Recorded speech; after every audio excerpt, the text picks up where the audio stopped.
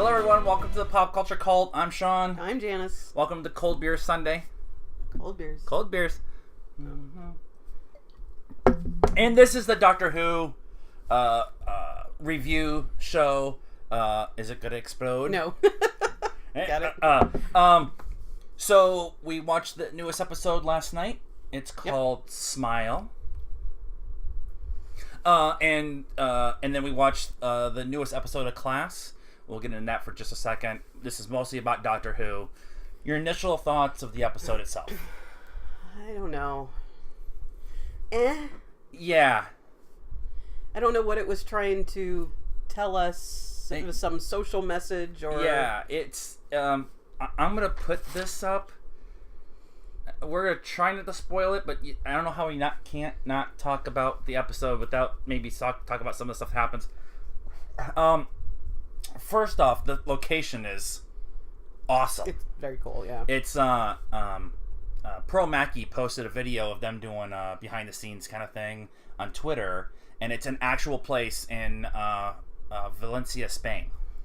So it's like a museum or something like that, and it's right in the middle of town, and it's surrounded by water. It's beautiful, but it's not surrounded by wheat fields. Not surrounded by wheat fields. Oh, but it's in the middle of a city. Like, we live in the Phoenix, Arizona area, and we have a river, at the dry riverbed, that they put a lake in the middle, and it kind of looks like one of those where they put a building in the middle of a lake in the middle of a riverbed. But it looks amazing. I'm liking Bill. I like her sassiness. Frankness. Yeah. She's just like, this is amazing. Like, it's like she keeps like, okay, so you get this tag, and it's like an emotion ring, but it's like this little tag, and you can't see it when you're trying to look at it. But it's always the person who's looking at you who can see the emotion that's on there, and it's emojis. It's all the stuff that they showed in the preview of the season. It's the emoji robots, and so it was kind of it was kind of cool that you could actually sit there and see what your real emotion is, even if you were just kind of going through the thing. And Bill was like, she kept like, this is amazing. This is so much fun. This is like not the I'm freaked out by it kind of thing, which I'm kind of liking. Yeah, she's very accepting of what's happening. Yeah. Not like there was Rose in the beginning, or kind of the middle was a little like feeling bad because she left her mom and everything, and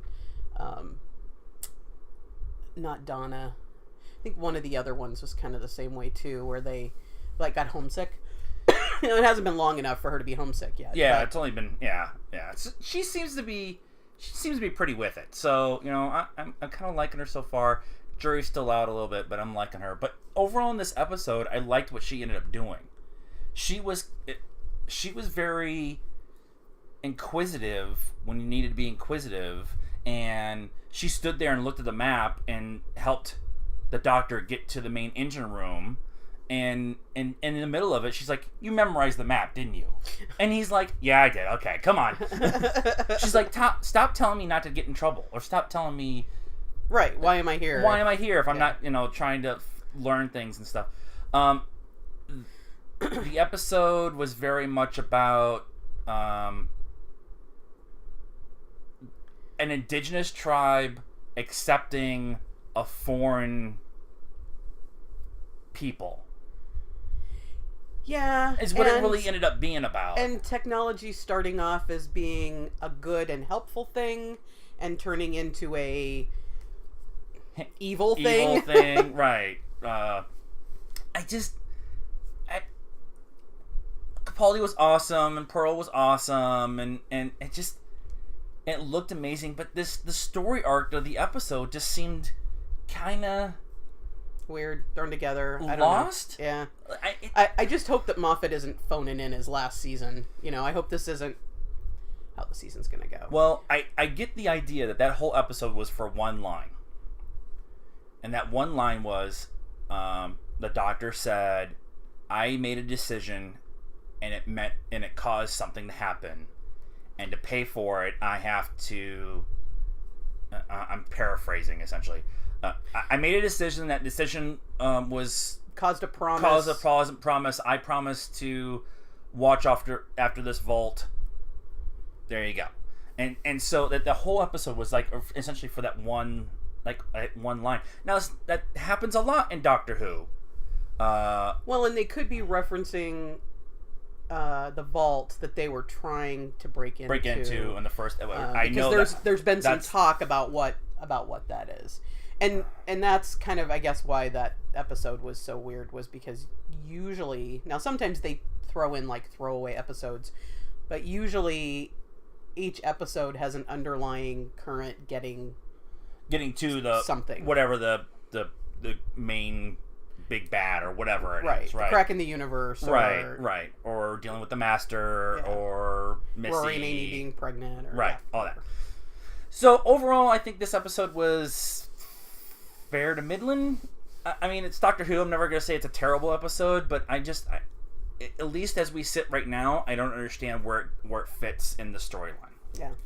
And well, maybe we'll come back in 4 or 5 episodes towards the end of the season, and we're like, oh, they had all these references in that episode. We have to watch it again because it's fucking Moffat, and he does that to us every goddamn time. Yeah, probably. But for right now, just based on this episode, it was So that's kind of where I'm at. I'm right there with you. Yep. We watched the second episode of Class. I'm going to say this out loud. It's very bloody. It is. It's very gory bloody. It's way more bloody than Doctor Who ever is. Yeah. It's full on blood splatter and showing de-skinned corpses and and it's supposed to be a teen show. What's wrong with the UK? And they call us Americans violent. We can't have guns. Our cops can't have guns because the bad guys will have guns, and we're showing freaking de-skinned humans on TV for a teen show. Definitely the Buffy. They're not quite the Scooby Gang yet, but they're working on it. They had a live chat conversation amongst 4 of them. It was totally a Scooby Gang discussion. Like, what about this? And let's talk about that. We need to research this. And it's like, okay, it's totally what it is. I loved how usually on TV when they do that kind of stuff, it's all actually just filmed, and then they impose the little boxes. Right. So it's all very clear, and but this was like, it was fragmented. They'd freeze in the middle, but they'd still be talking, and it was very much like how it would be on the computer. They've done a good job with. I mean, it's TV special effects, so it's not great special effects. It's not like Avengers or Star Wars kind of special effects. Well, that's typical England special. But it's been pretty good, and they've done a pretty good job of, especially the soccer kid. He's got that. He's got the prosthetic leg, and they show it a couple times in this episode. I really liked his dad being accepting of everything. His dad has kind of come across as this. You're the premier athlete. You have to do all this stuff in the first couple episodes, and then towards the end of this one, he finally just broke down and showed his dad that he's got this prosthetic leg and kind of what's been going on. His dad's like, "Remember what I did for you? I was here for you the whole time, lining up balls until you got it right. I'm here for you still." And I was like, "Oh, that's awesome." I found myself drifting in this episode, though. Yeah, and I thought about it, and it's character setup with a bad guy alien in the background, and I think that we're probably gonna get a lot more of that, especially in this first season, because this was about what was his name, Ahmed, something like that, the soccer player, and his dad and his relationship with his dad. The first one was kind of about the prince and the Guardian and why they're here. So I expect a couple more. The girl and her mom who's in the wheelchair, we're gonna get that story. And then they touched a little bit on the girl who's like 3 years younger than everybody else in her class. They touched on it a little and bit. And the black girl with the dreads. She's like 14 or whatever, and and that her dad had died. So they touched on that just a little bit. So we're gonna get some more of that character building with a bad guy. I'm okay with the character building and stuff. I just don't want to get lost in the whole. Again, I won't say throwaway episodes because it's a brand new show, but I don't want to get caught up in 7 shows in a row of character development before we get to the main kind of. Yeah, they need to get back for a couple of episodes to the main storyline stuff, and then go revisit somebody's family. Later. Yeah, and it's we'll see. I will be really honest about kind of why I drifted last night. We had a few cocktails, and we're shopping on Amazon for our cosplay stuff. Yeah, cosplay shopping was happening. So, but if it had been a really, really tight, get your attention kind of episode, I think we probably would have floated away from it. But it was on, we watched it, but it's still not grabbing me yet, and I want it to because I love Buffy. And we're not... And I love Who. We're not binge watching. So this, could be a side effect of binge watching.